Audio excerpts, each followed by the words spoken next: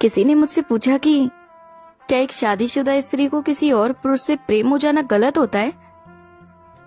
वैसे सच कहूं तो ये सही है या गलत मुझे नहीं पता, लेकिन इतना जरूर पता है कि एक स्त्री को अपने पसंदीदा पुरुष से क्या चाहिए होता है।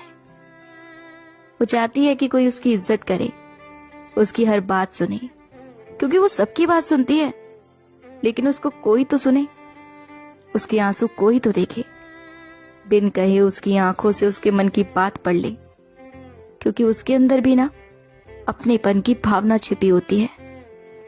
पर प्रेम का तो आजकल लोग अलग ही मतलब निकाल लेते हैं, जबकि प्रेम तो एक ऐसी भावना है जो बिन देखे, बिन बोले, बिना छुए कभी भी किसी से भी हो सकता है।